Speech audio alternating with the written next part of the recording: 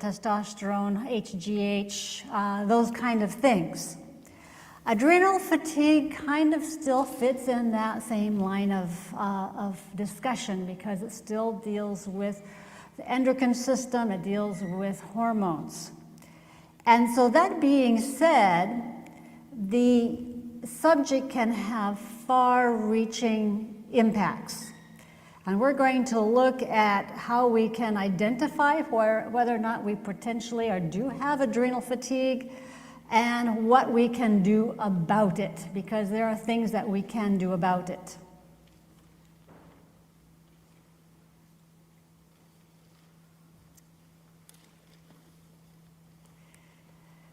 What are adrenals?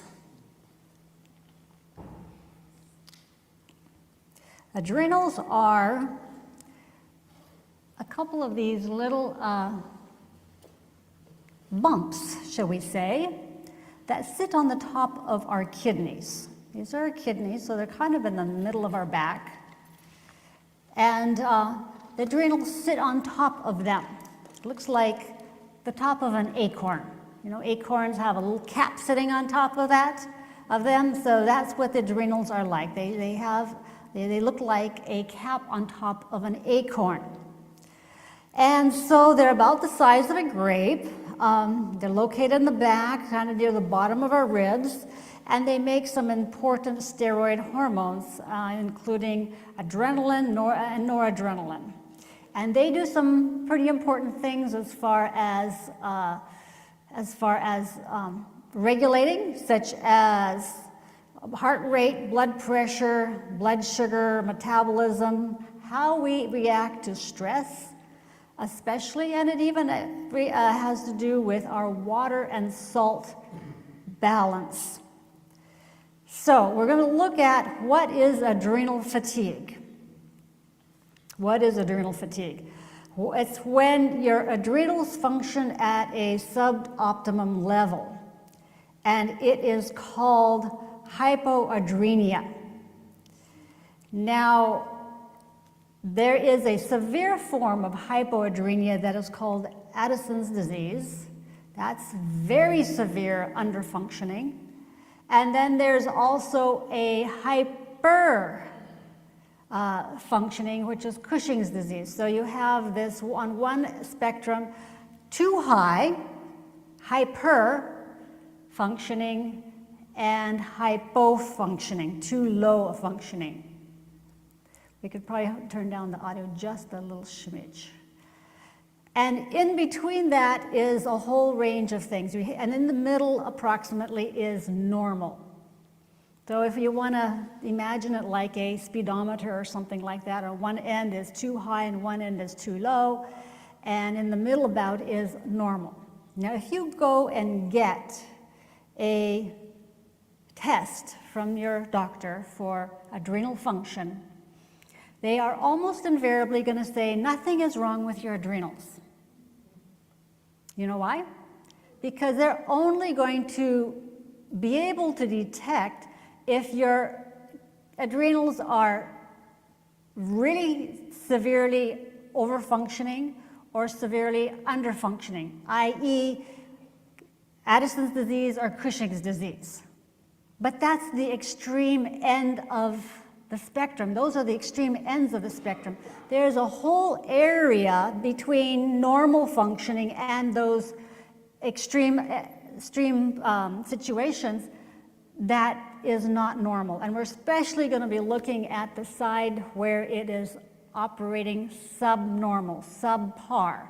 And again, there's this whole big wedge, if you imagine it, that your adrenals are not functioning up to par, and your doctors say, oh, nothing's wrong with you. You do not have adrenal insufficiency, because they're not going to diagnose it as Addison's disease. They do not see adrenal fatigue as a disease, and so they're not going to spend any time on it.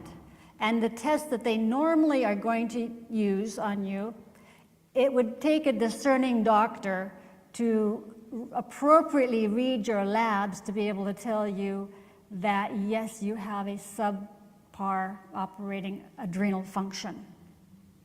So keep that in mind. There's this whole range of subpar adrenal function before you even get to Addison's disease. And that is what we are going to look at today, that intermediary between optimum up to Addison's disease, that void that's like a hole.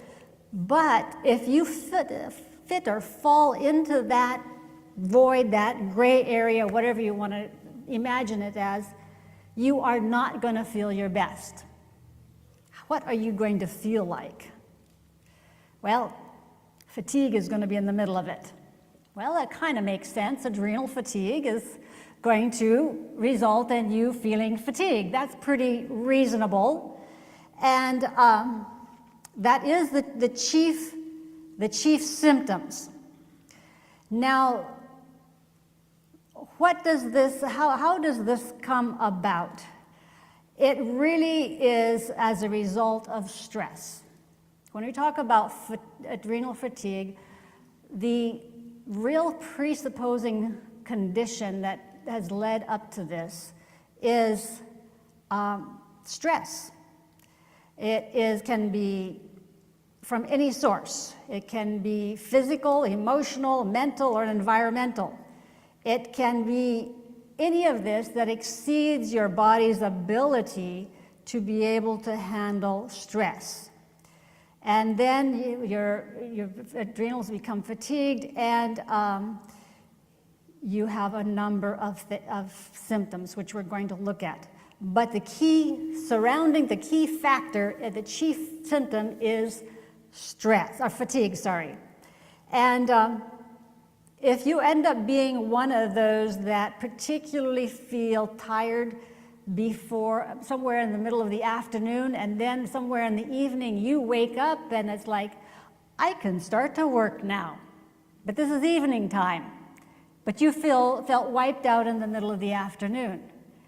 This is a common scenario with people who have adrenal fatigue. The symptoms of adrenal fatigue are numerous. And a person can have several, many, and in varying intensity. But the idea is for you to see, does this fit my picture? Am I looking like this? Am I feeling like this? Is this kind of what my existence is like? Exhaustion, which of course is similar to fatigues. In other words, exhaustion just being more than just tired. I'm exhausted. Insomnia, that is having trouble sleeping. Feeling like you can't turn off or unwind, or such as wired but tired. You're hyped up, but you're tired. Kind of a weird situation. You can't really settle down because you're all wired up, but you're tired and you need to settle down, and it's just not happening. Feeling stressed by everything, being overwhelmed by life. Obviously, if we have a day that we're overwhelmed and that's it, that's not automatically going to mean that you have adrenal fatigue. But if many days you find yourself feeling overwhelmed, this might be your picture. Mild depression, anxiety, and irritability can also be a symptom or symptoms of adrenal fatigue. And irritability is like you find that you're less able to put up with irritating people. Whereas before, okay, no problem, you just kind of ignore them and you go on with life. But now they are getting under your skin and it's a real annoyance. That's a symptom of adrenal fatigue. Forgetfulness, poor concentration, and frustration is a symptoms of adrenal fatigue. Now, of course, we're not looking at just one thing, but we're looking at how many of these things fit your picture. The more that these descriptions fit you, the more likely adrenal fatigue is part of your experience right now. Lightheadedness after standing up. That is, after you lay down and you quickly get up, or you're rising out of a chair and you are feeling lightheaded. Low blood pressure can be a symptom. Now, for those of us that are vegan vegetarians, we can tend to have lower blood pressure than the general population. So we kind of need to take that in light of additional things as well. But low blood pressure is a symptom of adrenal fatigue, and if it's compared, say, with lightheadedness on standing up, those are some things that go together. For women, irregular cycles and PMS. Now, of course, these things have more causes than just adrenal fatigue. We talked about progesterone the last time I spoke on hormones. That is a major factor in what your progesterone levels are, whether or not a woman gets irregular cycles and PMS. Blood sugar dysregulation and hypoglycemia, that's low blood sugar, or you're not able to control your blood sugar levels. And especially if it's on the low side, you probably have adrenal fatigue. Heart palpitations can be a symptom of adrenal fatigue. Difficulty recovering from exercise, or just like you can't push yourself. In other words, it's just hard to get yourself going into that exercise. It's not just an uphill climb, it's like an uphill mountain stair-step climb. And then you have trouble recovering. If you have problems with weight loss or weight gain, so in other words, weight irregularities. Cravings for salt and sugar. The cravings for salt and sugar have to go with the fact that you are probably hypoglycemic, and the salt has to do with that water-salt balance, and we're going to talk a little bit about that later on. Constipation and diarrhea, either or, can be symptoms of adrenal fatigue. Muscle aches, body aches, even dry skin can be a symptom of adrenal fatigue. Chronic inflammation and frequent respiratory infections. Now, the inflammation doesn't have to just be related to respiratory infections. It can be just chronic inflammation. Inflammation is related to a lot of chronic diseases. So in other words, if you're having chronic disease condition and inflammation is part of it, and you fit these other pictures, adrenal fatigue could be part of your problem, that you even have the chronic problem. Also, it's very interesting that respiratory infections have a strong correlation with adrenal fatigue. Both directions. That if you get a series of respiratory infections or severe respiratory infections, you're more likely to get adrenal fatigue. If you have adrenal fatigue, you're more likely going to get respiratory infections. Electrolyte imbalances can be symptoms of adrenal fatigue. Also, allergies and hay fever. Have you ever noticed that it seems like a person tends to get hay fever more as you go through life? Maybe it's a sign of your adrenals are starting to get tired. You haven't attended to your adrenals enough. And it's showing up in this way. So as you can see, there's a host of things that are symptoms of adrenal fatigue.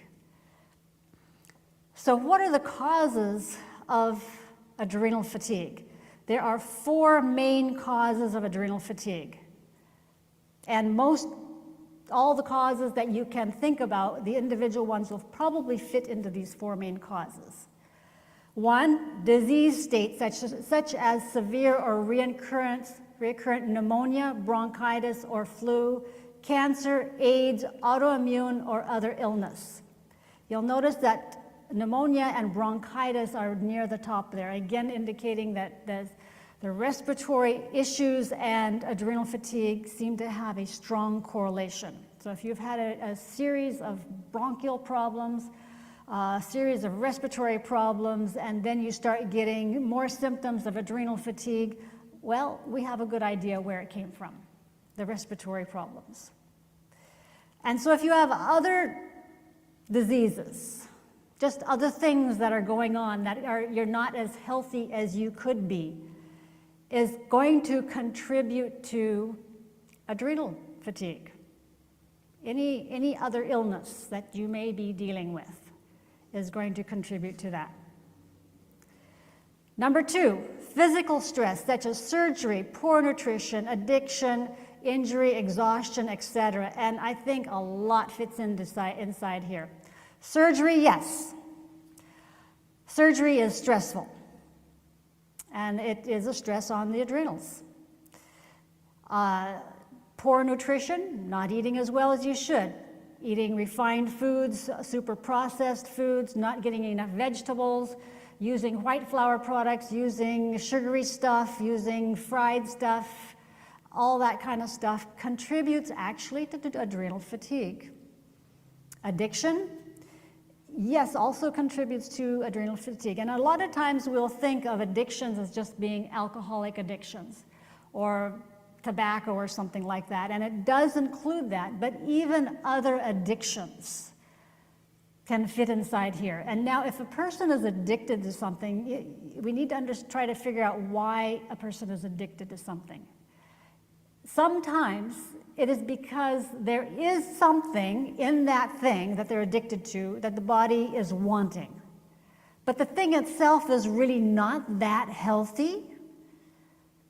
So you have to try to figure out what in that component is causing the addiction.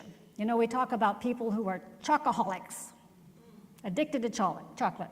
Well, interestingly, chocolate is high in magnesium. So really what they may be needing is magnesium, not a pile of chocolate. So that's an example of that. Why does a person crave sugar? Well, maybe they are hypoglycemic, and the reason they're hypoglycemic is because their adrenals are fatigued. So the body is calling for something to raise the blood sugar levels, but eating a cookie and a candy bar and sweet drink is not the proper solution. Yes, we need to get the blood sugar up, but there are much better ways of doing that than eating something sugary and refined and sweet and all of that, and even juice. There's better ways of getting the blood sugar up than that. The problem with those kind of things, as probably, hopefully most of you know by now, those refined things spike your blood sugar up too high. Yes, it raises it, but it gets it up too high too fast, and then your body over-responds because it's too high now, pumps out too much insulin, and it overcompensates, and you go back down, and then you feel lethargic because you're hypoglycemic, and now you crave sugar again because the body wants it to come back up, and you make bad choices. You shoot it back up, and then you do this, and that's not very good. So physical stress includes a lot of stuff. Exhaustion, overwork fits in this category as well. Any physical stress, major dental work, all these kind of things can fit in physical stress. Emotional stress is actually a big one. It usually arises from relationship, work, or psychological origins. It can also be, of course, financial, and probably you can imagine a whole host of emotional stresses. And we're going to talk a good bit about this because it is a bigger factor than probably most people realize. Also, continual and or severe environmental stress from toxic chemicals and pollutants in the air, water, clothing, or food. So this is especially going to be manifested in people who have environmental sensitivities. You know, people that can't handle perfume, that can't handle certain maybe smells, they can't handle exposure to chemicals that shouldn't be, that typically will not bother most individuals. Probably it is a sign of adrenal fatigue. And even just working in an environment with toxins and chemicals. People who work on cars, are exposed to a lot of fumes. People who paint, people who do things that just in their work exposes them to chemicals and toxins is going to result in adrenal fatigue if they don't, that's of course over a long term, if they don't do something to counteract that. Now, it's interesting that these stresses are additive and cumulative, which means that they pile on top of each other. That whereas your body might be able to power through 1 or 2, but you pile 3 or 4 or 5 on top of that too, and it's just overwhelming. And it accumulates over time too. Say, for instance, a situation where maybe somebody's going through their stressful life and it's not too bad, but then somebody in their family dies and they fall apart. And you wonder, why did they fall apart? Well, it wasn't just that extreme stressor was a significant and is a significant factor, but that may not be the only reason why they got there. For some people, that extreme stressor may be, though, the entire cause. Say, for instance, somebody's spouse that dies, which is one of the most stressful things that a person can encounter, is that when their spouse passes away. That by itself may be, in that event alone, may be sufficient to throw that person into adrenal fatigue, just because of the intensity. Even though it was short, it was very intense. Throw them into adrenal fatigue. So it can either be short and intense and throw them into fatigue, or adrenal fatigue, or it can be longer, drawn out, and that you can't pinpoint it was that caused me to have adrenal fatigue, but it is that over time, maybe years, that it's just you did things in your life, that things happened, and your body just wasn't fully able to recover, and it just continues on, and you wonder now, why do I feel so tired? So it could fit either spectrum.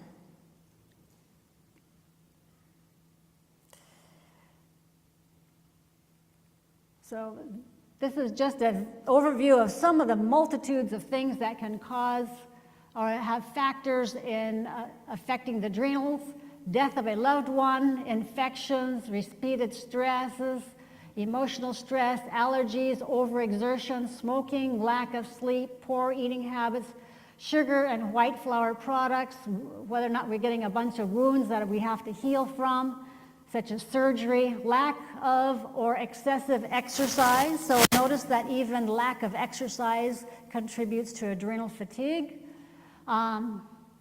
Drugs, prescription and non-prescription, lack of good food, marital stress, caffeine, coffee, fear, unwanted unemployment, negative attitudes and beliefs, lack of relaxation, psychological stress, financial pressure, toxins. And that is obviously not an exhaustive list.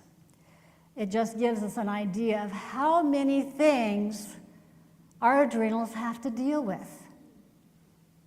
And if we don't properly support and or recover from these or eliminate these stresses, we probably are going to end up with some kind of adrenal fatigue at some point.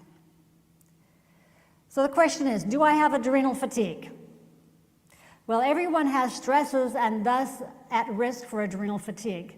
Probably unless you live under a rock, you have some stress in your life. And so it is good to consider whether or not you have adrenal fatigue, because as you can see, it manifests itself in so many symptoms.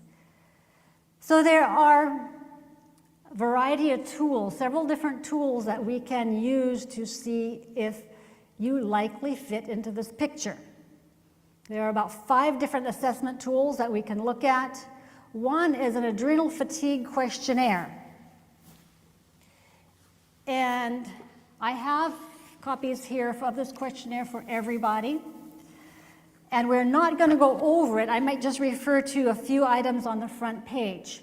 It is a fairly extensive questionnaire, so it will take you some time to get through it. But if you are concerned that you have adrenal fatigue and would like to see where you are on a spectrum of mild adrenal fatigue or greater adrenal fatigue, and whether it's more now as opposed to a few years ago, it will go into all of that and help you to get a picture of how likely you are that you are in some state of adrenal fatigue. For instance, just the predisposing factors on the front page that you will have to answer is, I have experienced long periods of stress that have affected my well-being. I have had one or more severely stressful events that have affected my well-being. I have driven myself to exhaustion. I overwork with little play or relaxation for extended periods. I have had extended, severe, or reoccurring respiratory infections. I have taken long-term or intense steroid therapy, such as corticosteroids. I tend to gain weight, especially around the middle, like that spare tire. I have a history of alcoholism or drug abuse. I have environmental sensitivities.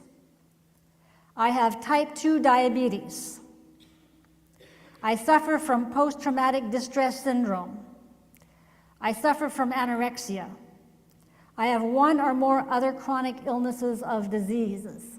And this is just the front page, and then you will rate it that you don't have this, or you have this problem occasionally or slightly, or if it's moderate in intensity or in frequency, or if it's intense and severe. And you'll have several pages of these to go through, but it will help you to evaluate your level of adrenal fatigue. And at this point, probably the questionnaire is your cheapest and best assessment tool. I won't say diagnostic, assessment tools is this questionnaire. And you can go home with it. We'll hand them out afterwards. So another one is iris contraction test, and that is a test in which we shine a light across the iris of your eye and see how it reacts. Your iris should contract because of the light, but an adrenal fatigue, after a couple minutes, the iris will then dilate, get bigger, and will stay that way for 30, 45 seconds before it contracts again. And that can be an assessment tool for adrenal fatigue. However, this is going to be more manifest in moderate to severe adrenal fatigue. Another one is lowered blood pressure on standing up test. In other words, going from laying down to standing up. Does your blood pressure go down or does it go up? It should go up. That's what it should do. If it goes down, you probably do have adrenal fatigue. This test again is going to be more manifest in moderate to severe adrenal fatigue. But it is a pretty easy one to administer, especially those of you that have home blood pressure monitors and you monitor your own blood pressure. You can do that on yourself. There's also a surgeon's white line test, and this one especially is in the moderate and more severe adrenal fatigue, and that is you take like a blunt object, like the blunt end of a pen, kind of draw it across your abdomen. It'll turn white, and then in a few seconds it should start to turn red. And if the white line persists, that could be an indication of adrenal fatigue. Again, that's going to be the more moderate and severe levels of adrenal fatigue. Then saliva testing. Saliva testing should sound familiar because we talked about it with the other hormones, the progesterone and the estrogens and the testosterone and the DHEA. We talked about the saliva testing for those hormones, and it's also a good for adrenal fatigue, because with those tests, we can test cortisol and see what your cortisol function is doing, whether it's high, whether it's low. And if you're particularly testing for adrenal fatigue, we'll want to test 4 different points in the daytime. When you get up, when cortisol should be at a higher level, and then at different points throughout the day. And if you end up being a person that tends to have a period of fatigue in the day, that's also a good time of testing it to see what is the cortisol doing when I'm feeling wiped out. So you can get kind of a picture as to what your cortisol is doing.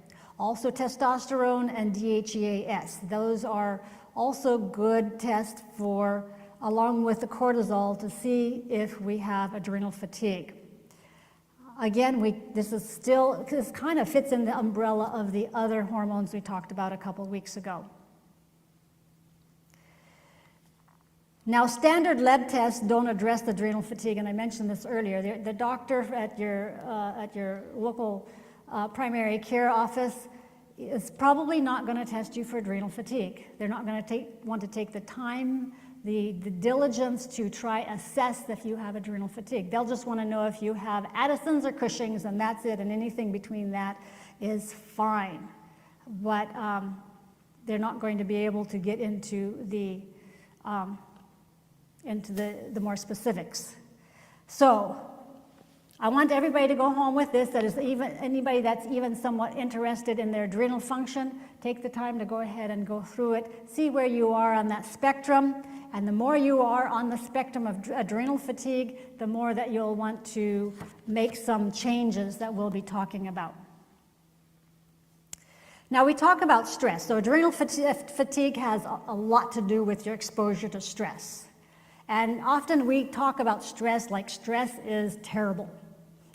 Actually, if we didn't have any stress in life, life would be pretty boring, pretty mundane. There is a stress that is beneficial, a stress that motivates us, a stress that challenges us, gets us to, let's get to the top of the mountain and see what it's like on the other side, kind of thing. So it actually helps us to be productive. So we want that level of stress. That is a good level of stress. It's when the stress becomes such that your body is not able to properly address it anymore. You haven't been able to recover from those stressors, so you get back on solid footing, or they're just so continual your body is still not recovering, or you're just not giving it the tools to be able to handle it properly. So we just want to make that distinction that we're not talking about all stress is bad. If you don't have some stress in your life, you're going to be, I think, pretty bored, unless, well, we won't go there. So adrenal fatigue has a lot to do with energy, actually. Kind of makes sense, fatigue, energy. The opposite of fatigue will be energy. So what is draining our energy? What is causing us to feel fatigued? And we're going to look at some areas that we don't typically look at. We typically look at other things, but we're going to look at these. It could be a relationship or a person. Have you ever encountered or had people around you that just drained your energy? They were negative, they were abusive, they were demanding, they were degrading. That's an energy drain. And are we necessarily expected that we just suck it up and deal with it? Not necessarily. You have to know, is it an energy drain on you? If it's an energy drain on you, then you need to manage it. And the problem is that sometimes those energy draining people are people that are close to you. You know, maybe having a mother that demands that you call her every day of the week, and she will tell you all about her challenges that day. Well, Do you have to listen to that every day of the week? What about if you call her once a week instead? You still want to validate that she's an important person to you, but do you have to subject yourself to that energy drain every day? No, let's manage where our energy is going. And what this exercise is that we're going to do as we're going through this, I want you to think about what drains your energy. Because this could be one of the biggest keys in your overcoming adrenal fatigue, is just managing where your energy is going. It's like having a hole in the bucket. The bigger the hole in your bucket it is, the faster the water is going to go out. So we need to make the hole pretty small. Because again, we're not trying to eliminate all stress, but we're wanting to make it at a level that it is motivating us instead of draining to us. So evaluating our relationships. Are they positive and uplifting, or are they energy draining to us? And then managing them appropriately. Some people you may be able to just kind of wean them out of your life. Some people you might be able to be such that you can be a positive influence instead of them just bemoaning every problem that they have ever encountered. You can bring them into a more positive platform. But again, you have to know, is this energy draining to you? Or is this something that you can manage and you're able to help them? Again, what is that doing to your energy? Is it draining, or is it manageable? Work. The demands and pressures of work. And this can be a big one. And sometimes it's interesting, this can be a split situation too. In that, yeah, well, I like my job, but there are certain aspects that are energy draining. How can we manage those energy drains so that they're minimized as much as possible? Will we be able to eliminate them entirely? I don't know, it depends upon your situation. But to minimize the energy drain. If your entire work is an energy drain, well, maybe you need to consider changing jobs. Night work is a real energy drain. That's a big energy drain. And I won't go off into that too much. But you know if you work at night. Also, the people at your work. They can be annoying, they can be challenging, they can be whatever you want to describe them as. But usually you can't, if you're going to keep your job, that is, you can't entirely get away from them. So what can we do with them? Fortunately, it's just 8 hours of the day, most of the time. Maybe we can use that as a learning experience on how to manage difficult people. What techniques can I learn on how to manage difficult people? So in other words, it doesn't psychologically be so much of an energy drain, but a motivation for you to learn a new skill on how to handle difficult people.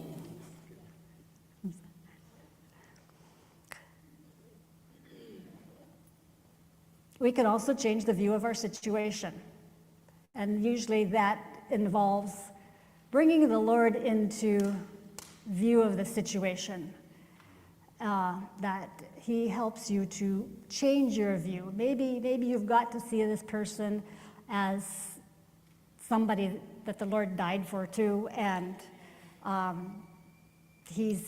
Lord loves him even though he's just so utterly annoying and irritating and whatever adjective that you want to add to it. But changing your view of that person by getting the Lord's view involved. How do you view your mistakes? Sometimes we're hard on ourselves. Do we see our mistakes as something that degrades, or do we see our mistakes as opportunities to improve our skills? Yeah, we made a mistake today, but, well, tomorrow we can do better. Tomorrow's a new page, as opposed to beating ourselves up. Do we see ourselves as a helpless victim?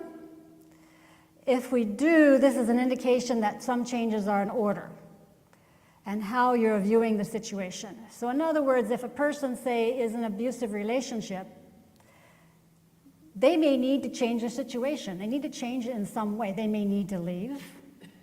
They may need to get outside help. They need to do something, because this is obviously an energy drain.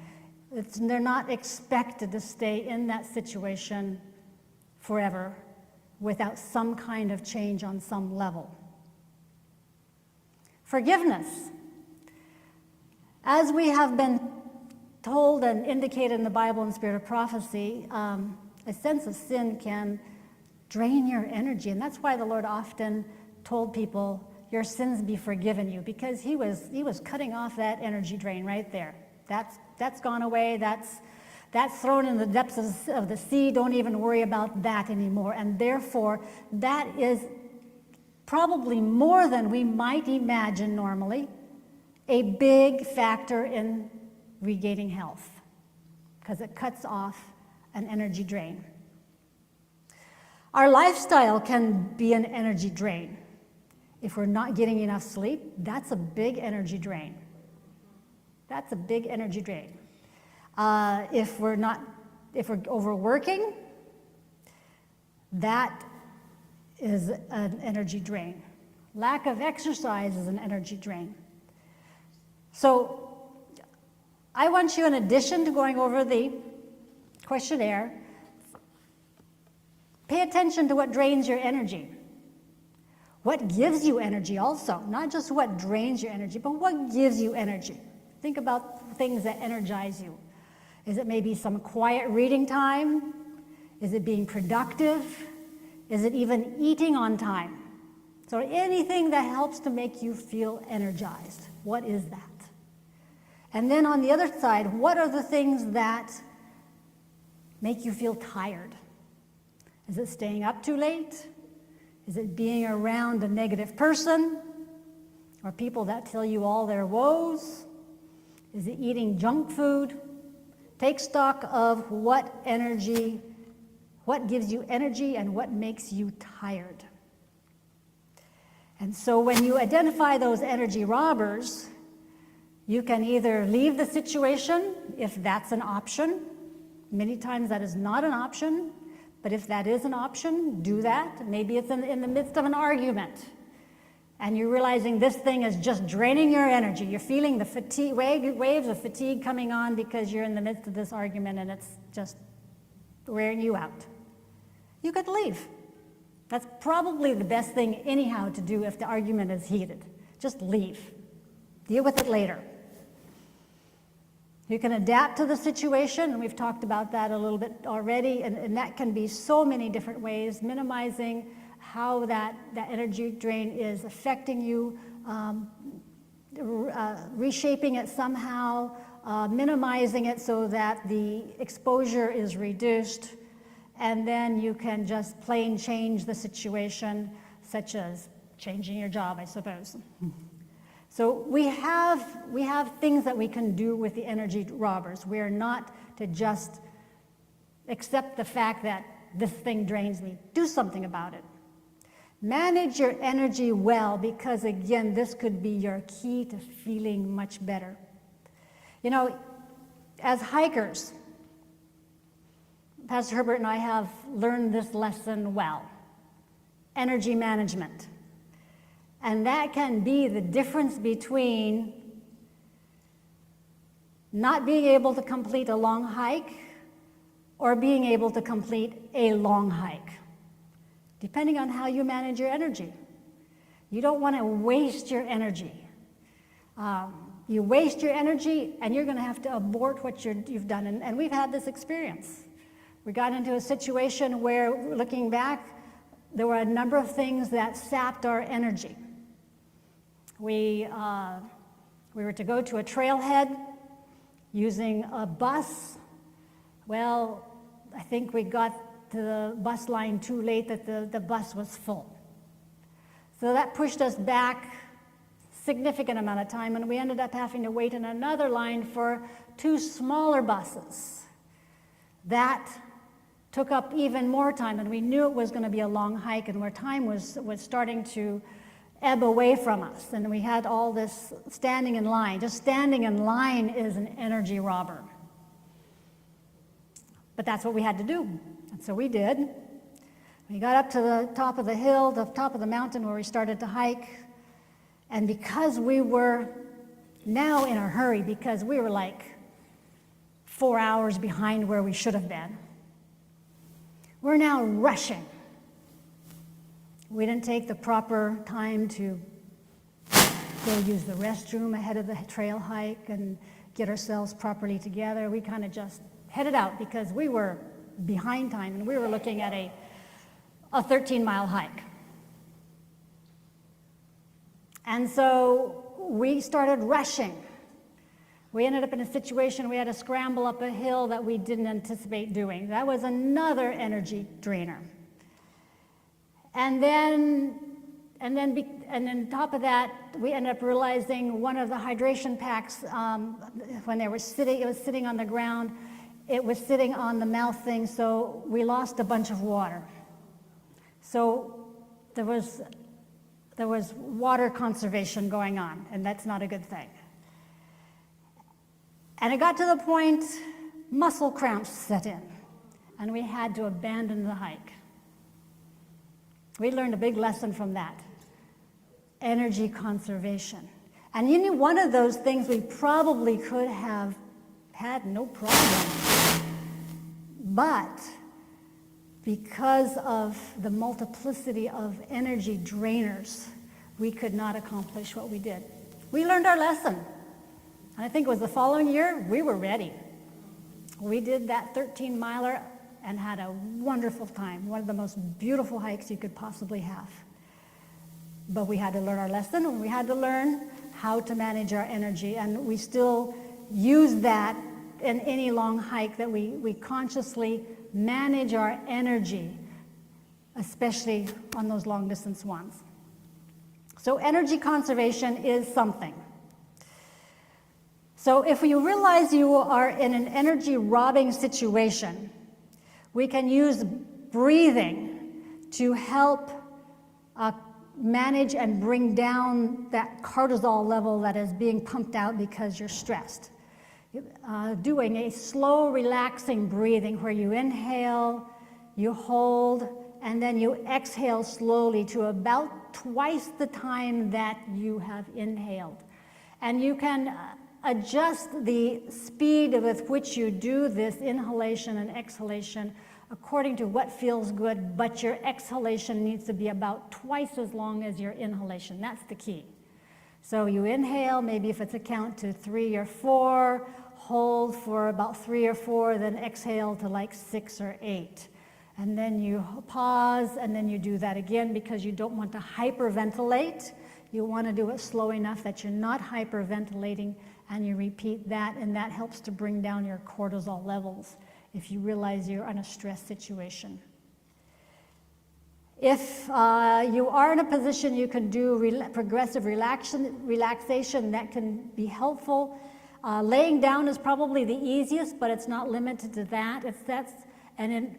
Progressive relaxation is where you tighten different groups of muscles as tight as you can for about 10 seconds and then release it, and then move on to the next group of muscles. So you'd start like with your feet, you tighten the muscles in your feet as tight as you can for 10 seconds, and then consciously relax them, and then move to your calves and tighten those muscles as tight as you can consciously for 10 seconds, and then consciously relax that and keep moving through the muscle groups in your legs up to your hips and your torso, your shoulders, your neck, and so forth.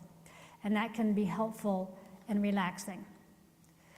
Finding a quiet place, spending a few minutes in a quiet place can help really regenerate, revitalize yourself.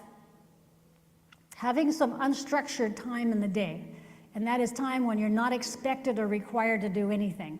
Many times we go through days going from one expectation or requirement to the next. Doop, doop, doop, doop. And that's what our days are like. And having to try to have an hour or so every day in which you're not doing something that is required or of a necessity. It's something that you want to do, something that you like to do. And hopefully this is not TV, and it's actually best that it's not TV. It's something else. But having some unstructured time. Vacations can be very re-energizing to your energy also.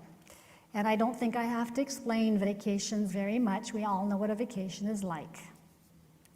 Sleep is very important, and many times we operate, not just us, but people around the world, think that sleep is optional. Sleep is not optional, especially if you have adrenal fatigue.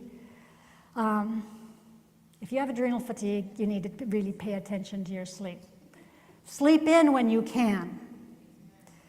And just so you have that extra sleeping hours. If you tend to be one that you stay up you get tired at a certain point and you stay up, and about 11:30 you get a second wind, and yeah, you can go to 1 or 2 o'clock in the morning. That's not the best thing. It's best you go to sleep when you're tired and not wait for that second wind. For some people that do wake up in the middle of the night, that little bit of sleeping in, doesn't have to be a long sleep in, but a little bit of sleeping in can be helpful. Also evaluate, though, if you are waking up in the middle of the night, if it could be as a result of low blood sugar, because you can wake up from low blood sugar as well. So for instance, if you're eating at 2 o'clock in the afternoon and you're not eating anything till the next morning and you have low blood sugar, you probably are, and you're waking up in the middle of the night, that could be one reason you're waking up. Having some kind of evening snack to keep your blood sugar levels more even can be beneficial. So people with adrenal fatigue, they're going to be much better on 3 smaller meals to keep that blood sugar more of an even keel than 2 large meals, and it will help you to sleep better as well. So having an evening snack, and again, a nutritious evening snack, not cake and candy and sweet stuff and that kind of thing. Maybe something whole grain, slice of whole wheat toast, some fruit, some things like that. Exercise, daily exercise. For adrenal fatigue, you know, we talk about exercise. This is another reason to exercise, because exercise is going to help normalize your adrenals, whether they're low or they're high. It normalizes cortisol. So really, daily exercise is best. Now, because if a person is really adrenally fatigued, they may be having a hard time even starting exercise. At this point, the key is something you enjoy. Do something that you will actually do. We can work on getting more of a focus of fitness as we go along, but just at least getting started with that exercise, because it's so important for normalizing cortisol, just getting going with something you are going to do. Whatever it is, you decide, but something. You decide on something that you're going to do. Because again, insufficient exercise will contribute to adrenal fatigue. Also, you can play with the timing of your exercise. See if a little bit of exercise before you go to bed actually helps you sleep better. Some people it does, some people it doesn't. You figure out what works better for you. If it does, do some exercise before you go to bed. If exercise before you go to bed keeps you awake and doesn't let you sleep, well, do it another time. Do it probably in the morning then instead. You figure out what time is best for you. And basically what that does, it's a reflection of where your cortisol levels are. If you are feeling better, if you sleep better with exercise in the evening, probably your cortisol levels are too low. That's probably what's happening. That's what's keeping you from sleeping, because exercise brings your cortisol levels up.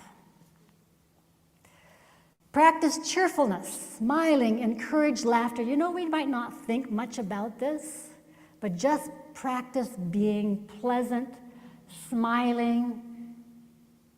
We don't realize how much of an impact upon our hormones being pleasant, being cheerful, being positive has on our hormonal states, but it has a huge impact.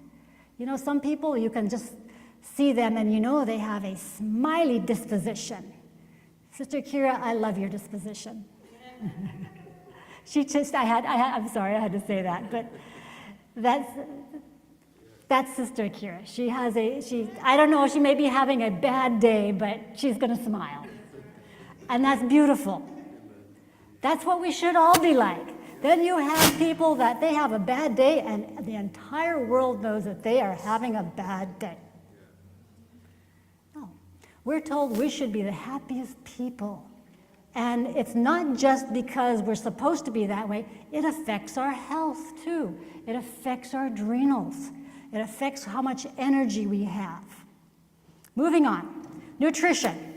I think hopefully by now in this church we have a little idea of what some good nutrition is. Good nutritious meals are whole food, plant-based meals. Not any set of refined foods, super processed foods, avoiding the white flour stuff, using whole grains, not white flour bread, whole wheat bread, not white rice, brown rice instead. That whole complex there of good, nutritious, plant-based food. Eat regular meals. This is important for someone with adrenal function because adrenal fatigue is because they're probably having low blood sugar at some points in their day. They need to have regular meals. They need to eat breakfast. Eat breakfast.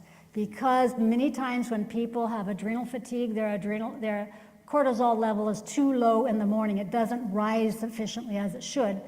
And breakfast helps to bring that up. Watch for foods that make you feel lethargic, because it may be things that you need to remove from your diet. It may be foods that you're mildly allergic to, something. But watch for foods that make you feel lethargic. Maybe it's a too starchy meal. Maybe it's too heavy on the starchy side. And we need to use more vegetables, more higher protein foods, and a little bit less on the heavy starchy foods. Not to say that we have to get rid of them, but adjust that balance. Do not overemphasize fruit, especially the really sweet fruits, the bananas and that kind of a thing.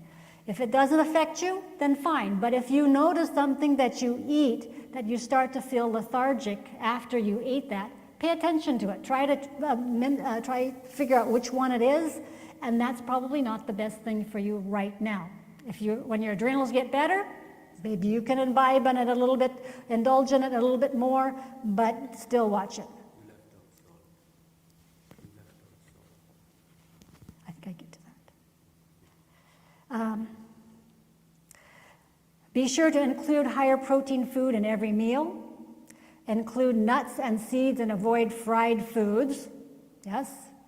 Do not use caffeine because this overstimulates tired adrenals. They're already been stimulated more than they need to be. You don't need to kick them anymore. And the caffeine will just kick them more. Pay attention to any food cravings and food allergies. If you crave salt, it's because your adrenals need some salt. Salt is not a bad thing. Now, if you see that you are one of the few people that salt does raise your blood pressure, then just don't go overboard on that. But if you have adrenal fatigue, having salt in your diet is going to be a good thing. Probably actually be necessary. So just watch your blood pressure, and if the salt makes you feel better, use some salt. I mean, it doesn't mean that you empty the entire salt shaker in your plate of food, because we're reasonable. We're temperate people, right? That's one of the laws of health. But if you feel better with some salt, a little extra salt, and the blood pressure is not having a problem with that, use it. We are the salt of the earth, the Bible says. So watch for food cravings, because that is probably an indication your body is wanting something. Now, if that thing it is craving is inherent, is not the best itself, there's probably some component in that thing, like the chocolate we mentioned, that your body wants, the magnesium. But the things surrounding it may not be the best. It may have a lot of sugar, it may have milk in it, it may have other things that are really not the best that come trooping along with it. So we need to try to identify what the body is craving, give it to it in a healthy way, so we're not giving it all these other things that are not so good. Food allergies also can be an indication of adrenal fatigue, and leaving them out of the diet until you get better or you can handle them better is a good thing. Also consciously take a moment to relax before meals. And we can incorporate this in with our blessing. Sometimes we just say, "Dear Lord, please bless our food, thank you, chomp, chomp, chomp." And we've done that all in 15 seconds. We don't give ourselves a second to sit down and, okay, we are now going to enjoy a lovely meal and get our minds and our stomachs ready to take this in a nice, relaxed, appreciative way, which even blessing our food should do. Supplements that can help with adrenal fatigue. Vitamin C is probably one of the most important supplements for adrenal fatigue. Vitamin C along with bioflavonoids, and taking that to bowel tolerance, which means until you start to get some loose stool, until you start to get a little diarrhea, and then you back off so you don't have diarrhea. Vitamin C plus bioflavonoids, and you can get various vitamin C, but it seems as though for adrenal fatigue, the combination of vitamin C and bioflavonoids is a positive combination with a ratio of about 2 to 1. In other words, if you're going to take 1,000 milligrams of vitamin C, you have 500 milligrams of bioflavonoids. And taking it in divided doses over the day to bowel tolerance. And for many people, this is going to be around 4,000 milligrams of vitamin C a day before you reach bowel tolerance. But if you have adrenal fatigue, this may be something that you really want to try. Now, if you have other predisposing situations that this is not going to work for you, there are some other things that we can also add. And for those of us that vitamin C does work, we can add in addition to the vitamin C, such as vitamin E. 800 IUs of mixed tocopherols, and we say mixed because there are about at least three different forms of vitamin E, and many times when you get a vitamin E supplement, you just get one of those forms. It's good when you get all three of them in a mixed tocopherol. Keep in mind, for anybody that is on a blood thinner, vitamin E is a blood thinner as well, which means that you might be able to dispense with your drug blood thinner.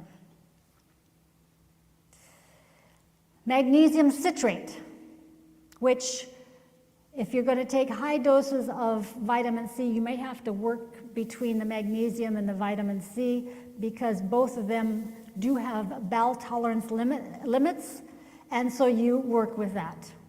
We're looking at perhaps around 400 milligrams of magnesium.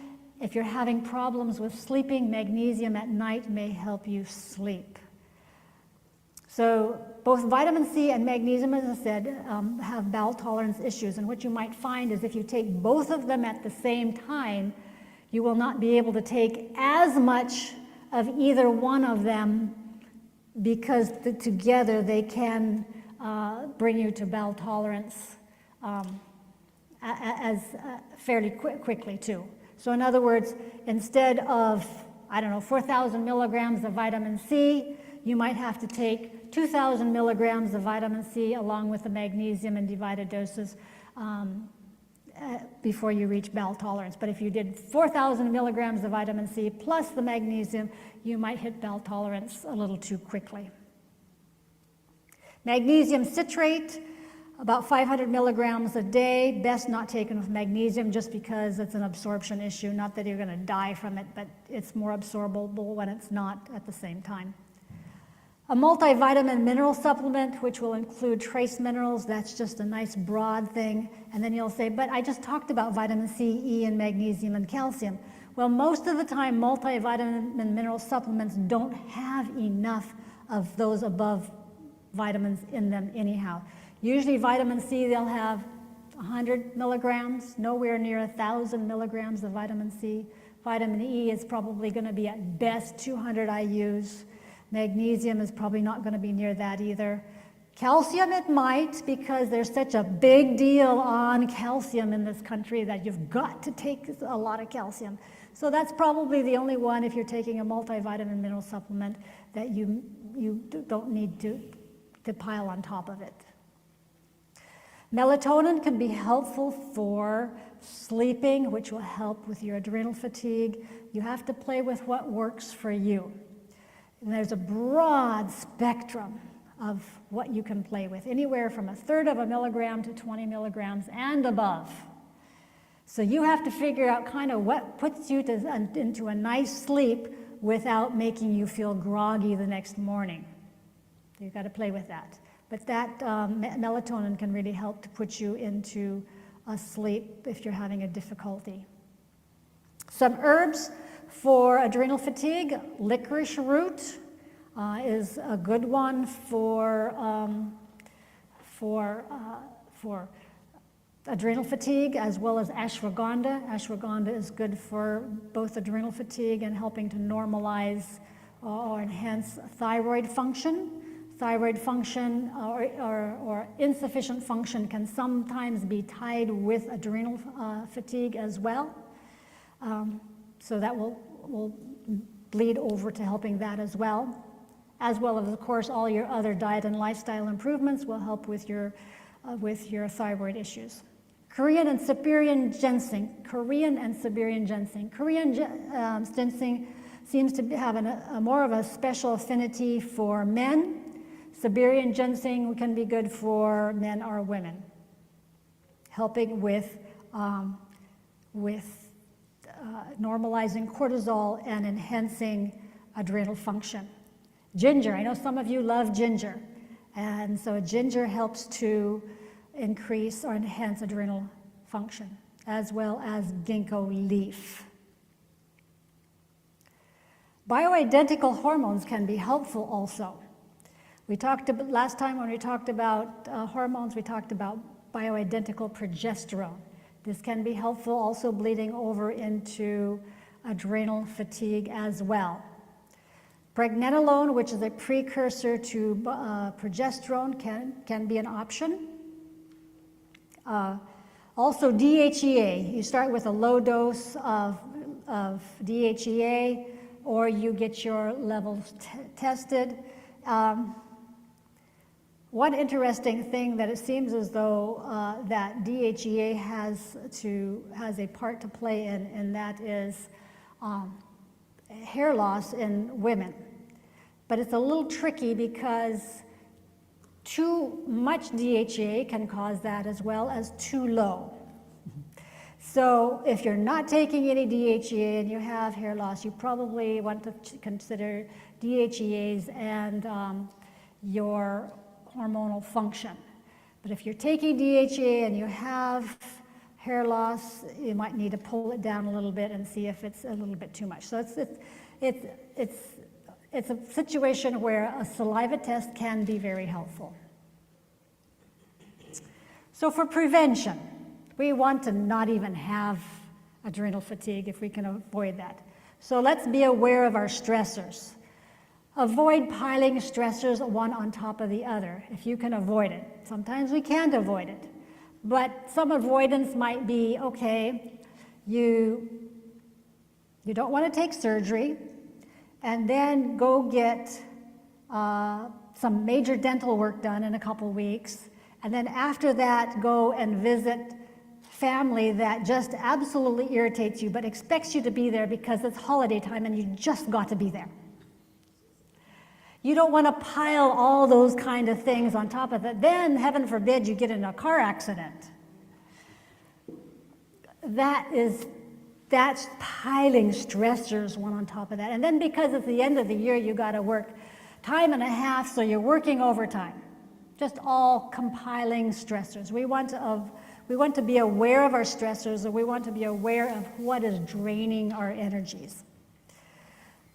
And diligently, fully recover from illnesses and trauma. So when we are exposed to these things, whether it's a car accident or the death of a spouse or a respiratory illness, respiratory infection, we need to diligently, completely recover from these things and not say, oh, I'm better and I'm just going to start running around like I did, without continuing to support your body with these additional things and the sufficient rest until you are completely, sufficiently beyond these stressors.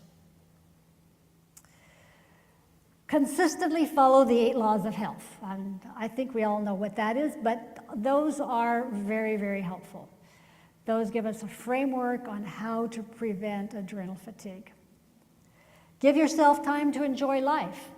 You know, we're all very busy, and sometimes giving ourselves time to enjoy life ends up becoming at the bottom of the priority list. And so for those of us that are busy, we have to tend to that. But being honest with ourselves as we go through these assessments, whether it's the questionnaire or what is giving us, or I should say, what is robbing us of our energy, being honest with ourselves. Because sometimes you might be surprised what is robbing you of your energy, and you don't want to admit it. Because it may be something that you like, but it's robbing you of your energy. It may be a loved one that you love, but that person is robbing you of your energy.